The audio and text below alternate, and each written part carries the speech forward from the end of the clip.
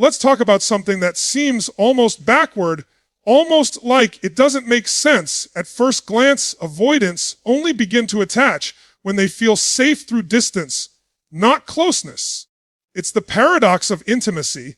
Most people are taught that relationships are built by spending more time together, being closer, pressing in, showing up constantly. And yes, for secure people, that rhythm of closeness builds connection. But with an avoidant, the psychology flips. Their nervous system has been wired to associate closeness with danger. Think about that. What most people interpret as intimacy, they interpret as threat. Their very biology is saying, if you get too close, I lose myself. If I depend on you, I'm vulnerable. And if I'm vulnerable, I'm unsafe. So what does that mean? It means if you want an avoidant to bond, you can't chase them into love. You can't demand attachment. You can't pressure safety into existence. The only way they move toward you is when they're convinced they won't be swallowed whole. That's why distance is not the enemy in this equation. It's the medicine. Imagine their mind like a rubber band pulled tight. The more you chase, the more tension builds. You step forward, they pull back. You reach, they retreat. Not because they don't feel something, but because they feel too much and don't know how to regulate it. And yet, the moment you give that band space, when you step back, when you stop pulling, the tension starts to soften. They don't feel the panic of losing themselves anymore. Instead, curiosity returns. They feel free to move, free to lean in, free to consider closeness on their own terms. That's the paradox. Avoidants don't attach when they are cornered. They attach when they are convinced you won't trap them. Distance is the proof. Distance tells their subconscious, I can breathe here. I can exist here. I can be me here without being consumed. That sense of safety is the very first doorway to emotional attachment. Without it, nothing else works. And let's go deeper into the philosophy of it. Real love cannot come from fear. If someone attaches to you out of pressure, out of panic, out of the need to avoid abandonment, that's not attachment. That's survival. That's desperation. And desperation never lasts. But when someone chooses you because they feel safe enough to relax their armor, when they decide on you without force, that's real attachment. That's love that grows not from fear of being without you, but from the freedom to be with you. This is why so many relationships with avoidance collapse. People misinterpret their pulling back as lack of interest, so they overcompensate. They double down on calls, messages, affection, demands. And what happens? The avoidant feels even more trapped. Their biology screams louder. Their nervous system locks down. And the very thing the pursuer is trying to create, connection, becomes impossible. But when you break the cycle, when you step into that paradox and allow space, something shifts. The avoidant realizes, wait, this person doesn't need to control me. They're not chasing me. They're not forcing me. I still have my identity here. And for the first time, their nervous system doesn't equate you with danger. That's the beginning of attachment. That's when an avoidant actually starts to lean in. Now, don't misunderstand this. I'm not saying avoidants only want people who disappear. I'm not saying you play games with silence. What I'm saying is that authentic distance, meaning you have a life, you have your own energy, you don't collapse without them. That is what creates safety. And safety is the seedbed of attachment. So here's the paradox every person must face. If you want an avoidant to move closer, you must first give them the freedom to move away. If you want their heart to open, you must first prove you won't cage it. That's not weakness. That's strength. Because it means you are strong enough to trust the process, to resist the urge to control, to stand solid in your own life while they figure out theirs. And here's the bottom line: distance doesn't kill attachment. It gives it room to grow. If you understand that, you'll stop forcing what was never meant to be forced. You'll create the one thing an avoidant has never truly experienced in love: the ability to feel safe enough to choose closeness, not out of fear, but out of freedom. Closeness without freedom is captivity. but closeness born from freedom is love. If you want to understand how avoidants attach, you have to understand something that almost no one talks about: their radar for manipulation. It's razor sharp. It's not intellectual, it's biological. From childhood, avoidants have learned to survive by reading the emotional currents around them. They know when affection has strings attached. They know when someone's words don't match their energy. And here's the shocking truth: they would rather cut off connection completely than risk being trapped in an illusion of love. That's why authenticity is not optional with them. It's the entry ticket. You can't fake it. You can't disguise it. And you definitely can't perform your way into their heart. Avoidants aren't impressed by grand gestures that feel forced or words that are rehearsed. They are scanning for the one thing they rarely experienced in their formative years: truth without agenda. That's the only language that penetrates their defenses. Think about this: so many people try to get closer to an avoidant by strategizing. They think, if I just say this, if I just act like that, maybe I'll finally get their attention, maybe I'll finally make them stay. But every ounce of that performance is picked up on, and instead of pulling them closer, it triggers their survival brain. They shut down. They retreat. Because manipulation, even if it's subtle, even if it's born from desperation, reminds them of the very environment that shaped their avoidance in the first place. So here's the paradox: the harder you try to make an avoidant attach by being who you think they want, the more they feel unsafe. But the moment you stop performing, the moment you show up in raw truth, flaws, edges, boundaries, and all, that's when something in them shifts. Authenticity breaks their pattern. It confronts their subconscious with something they didn't even know they were waiting for: the experience of someone who has no hidden agenda, someone who is real. Now, let's bring this down to earth. Imagine you're in a conversation with an avoidant partner. Instead of saying what you think will keep them from leaving, what if you told the truth? I care about you, but I refuse to lose myself trying to hold on to you. That statement is terrifying to most people because it risks rejection. But it's magnetic to an avoidant because it signals strength. It tells them you're not here to trap them, and you're not here to be trapped yourself. And that kind of raw honesty, that's the oxygen their soul has been starving for. This is bigger than dating strategy. This is philosophy. Authenticity is the antidote to the trauma of avoidance, because trauma is built on distortion, on hiding, on pretending, on reshaping yourself to be acceptable. When you stand in truth, you break that distortion. You give them an experience they've almost never had. Someone who is not afraid to be fully themselves in front of them. That's what disarms the avoidant. That's what makes their defenses falter. And I want you to think about this in your own life. Where have you been performing? Where have you been putting on masks just to keep someone around? That mask might keep them in the room, but it will never keep them in your heart. Because you can't build love on performance. You can only build it on truth. And when it comes to avoidance, truth is what pulls them into territory they've never walked willingly before: emotional attachment.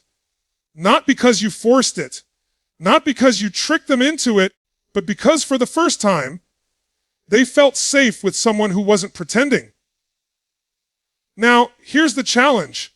You've got to be brave enough to risk their reaction, because authenticity doesn't always make people stay. Sometimes it makes them leave.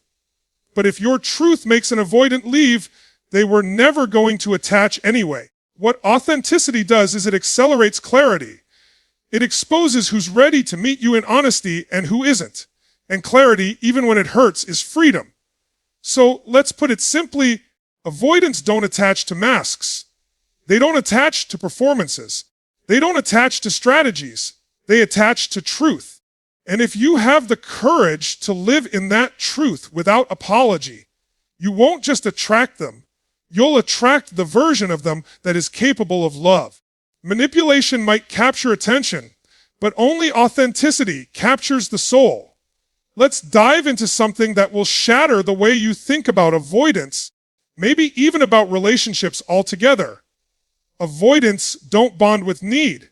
They don't attach when they feel someone is clinging to them, waiting for them, dependent on them for emotional stability.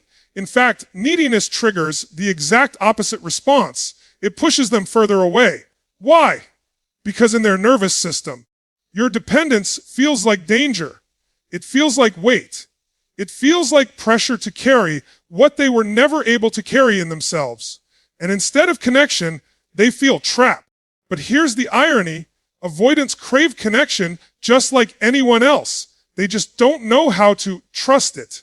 And the doorway to that trust isn't in proving how much you love them. It isn't in showing them you'll never leave. It isn't in giving them constant reassurance. The doorway is in your independence. When you are emotionally self-sufficient, when you can stand on your own 2 feet, they begin to feel something they rarely feel in relationship safety. Think about it. If you're constantly looking to them to make you feel whole, what you're really saying is, you are responsible for my emotional state. That's suffocating. That's terrifying to someone who already struggles to manage their own inner world. But when you show them, not with words but with presence, that your happiness, your identity, your emotional stability does not depend on them, that's when their guard drops. That's when they stop seeing you as a threat to their freedom and start seeing you as an anchor in a chaotic world. This is why independence is magnetic. It signals strength. It says, I don't need you to complete me, I choose you to complement me. And choice is so much more powerful than need. Need corners people. Choice inspires them. And for an avoidant, who's used to running from any form of entrapment, the idea of being chosen by someone who doesn't need to choose them, that's intoxicating. Now let's get philosophical for a moment. At the root of every deep connection is this truth: love is not ownership, love is freedom. If I love you because I can't survive without you, that's not love, it's dependency.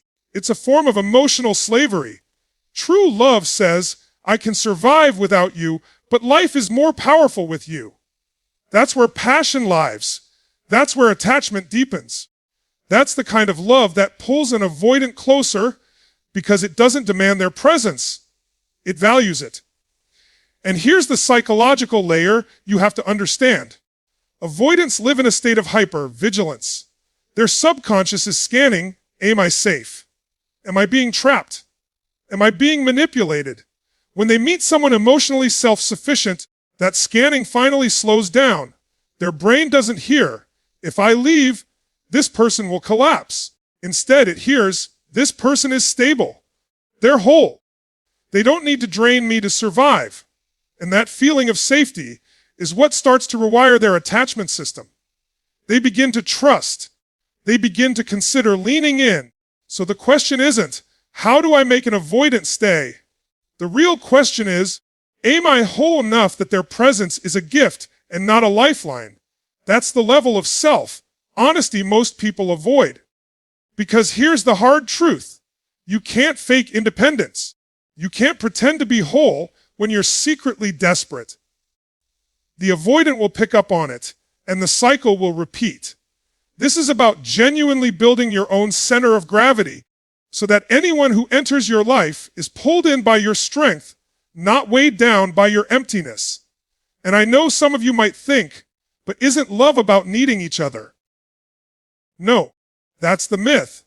Love is about wanting each other, choosing each other, supporting each other, but not collapsing without each other.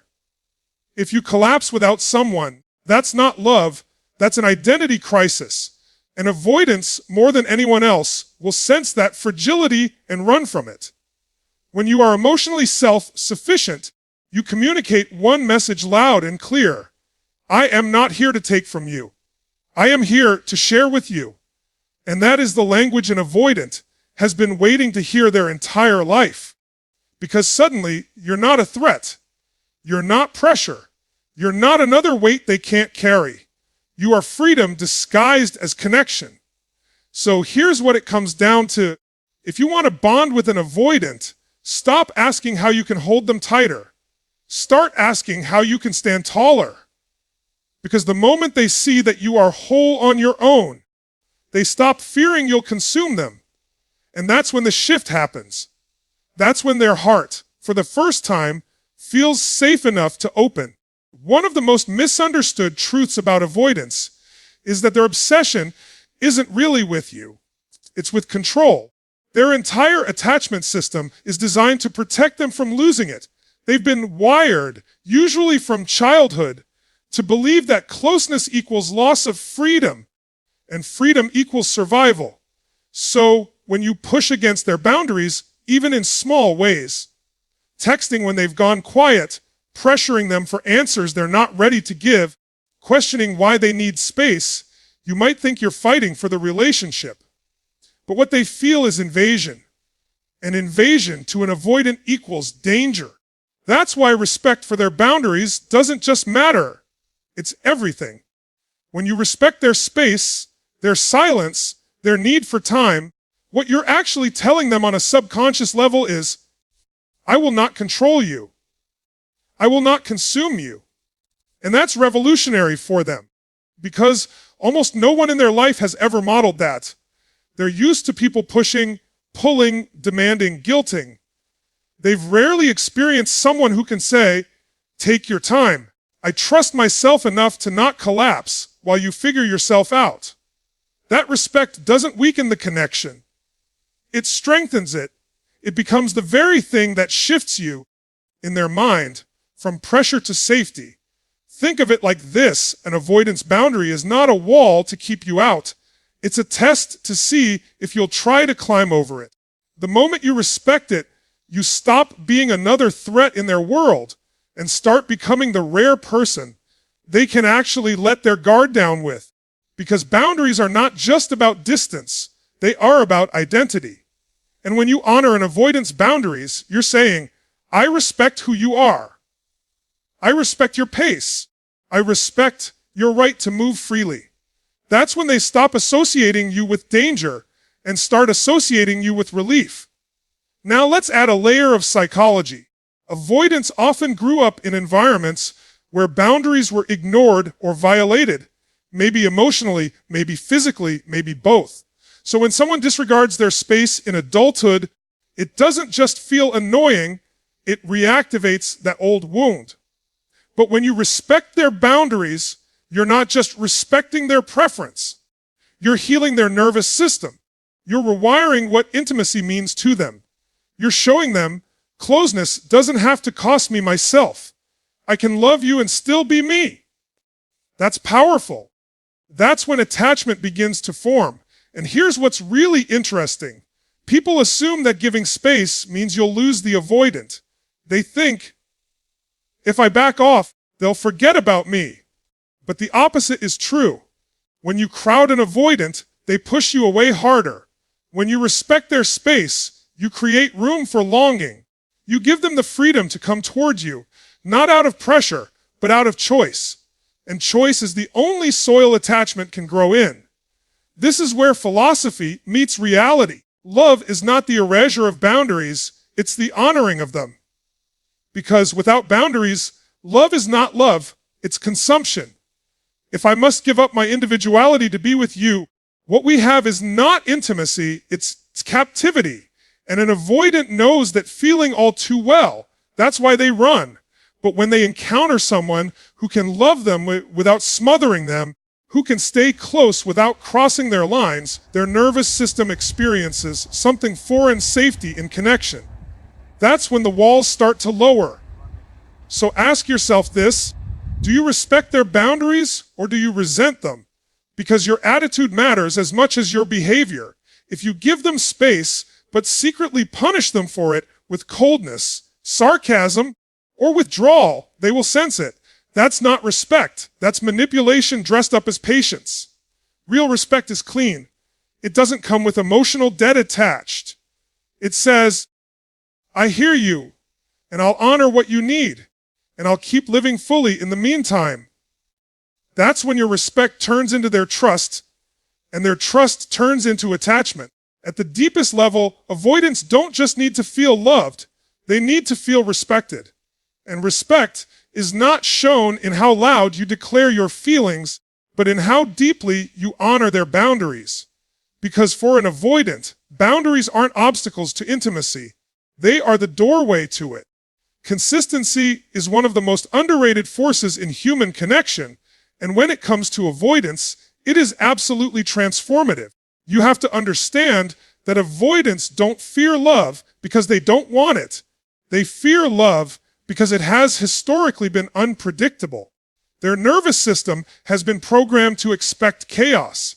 One moment there's warmth, the next moment withdrawal. One day they're safe, the next day the rug is pulled out from under them. So unpredictability for them isn't exciting, it's terrifying. It reminds them of the instability that shaped their attachment style in the first place.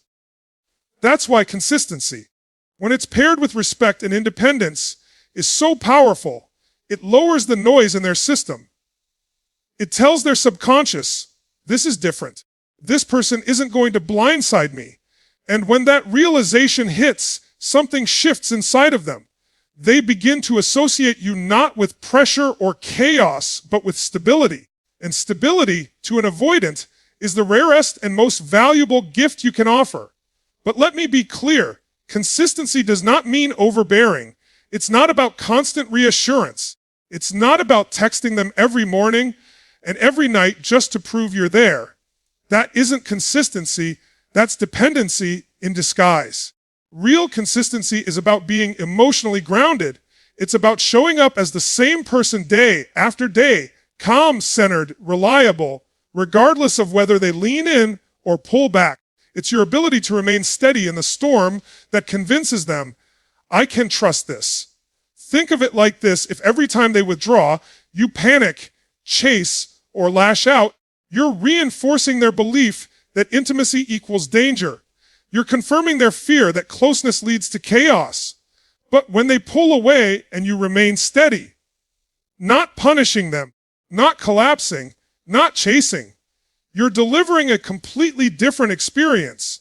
You're teaching their nervous system that connection doesn't have to mean instability.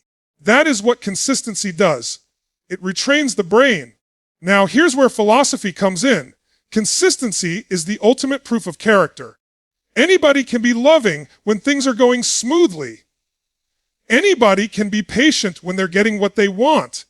But consistency shows what you're made of when circumstances change. It reveals whether your love is rooted in conditions or in truth.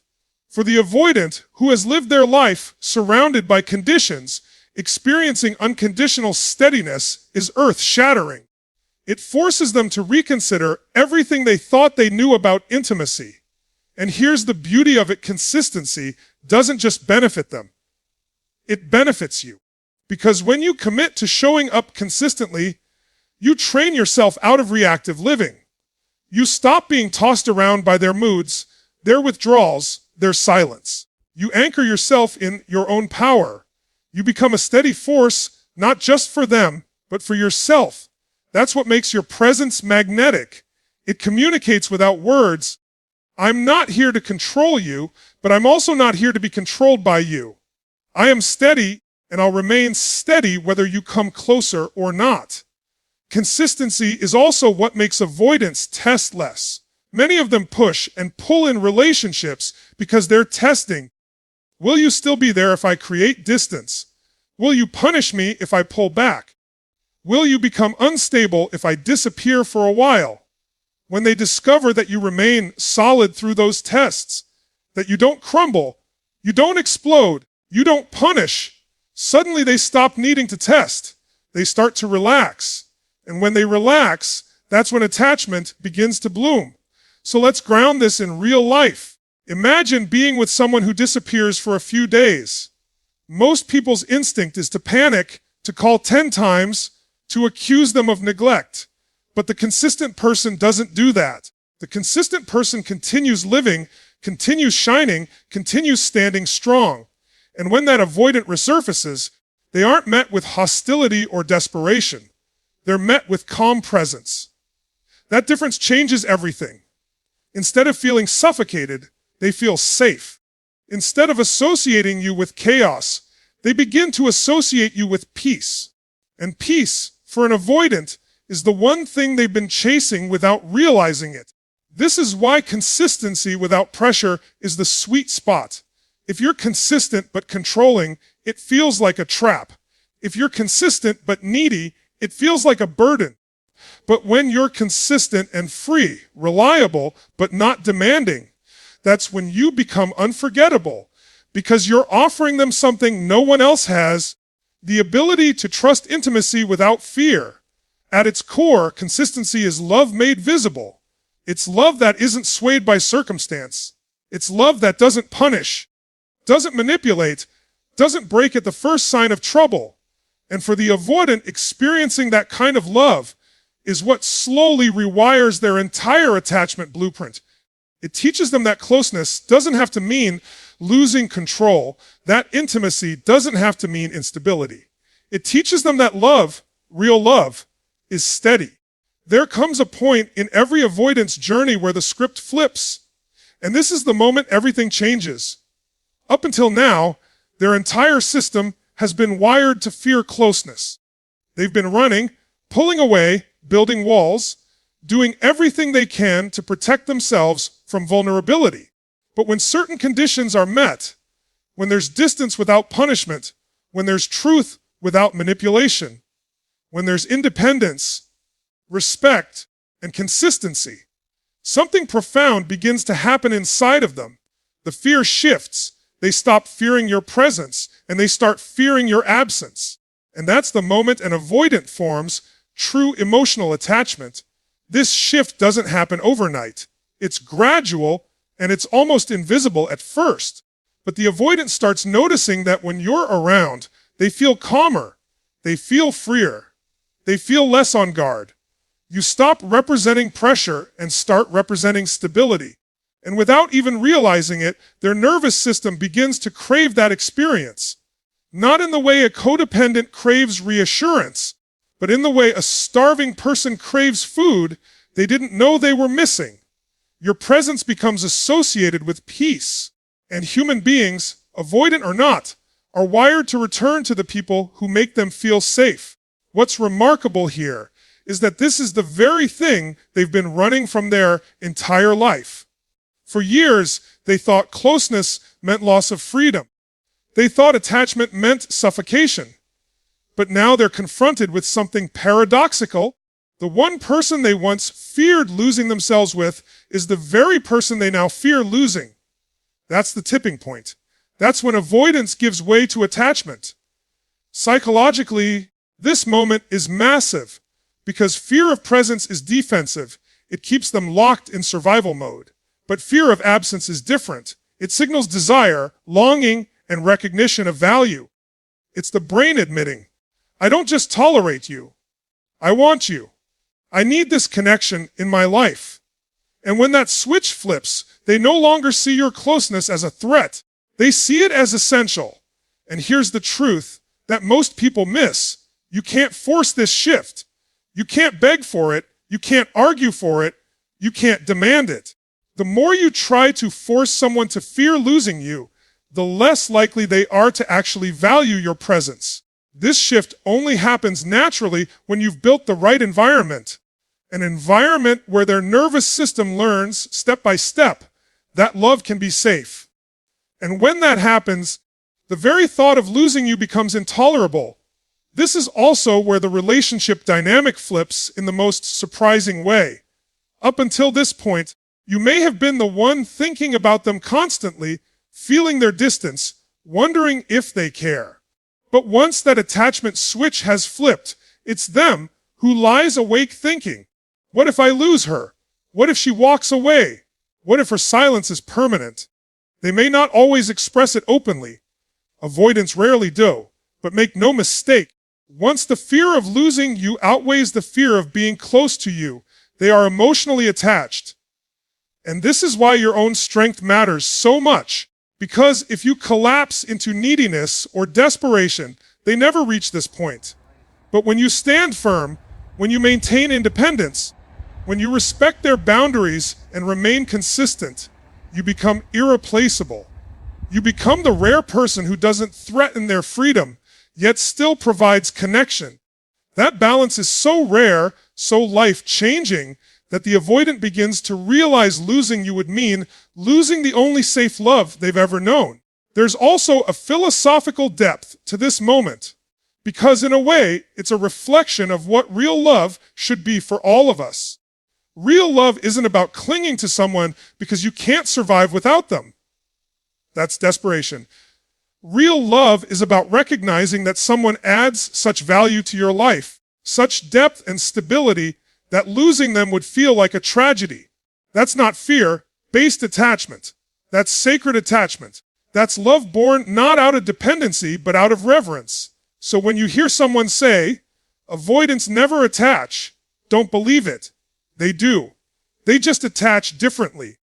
They attach not when they're pressured into closeness, but when they realize closeness with you costs them nothing and gives them everything.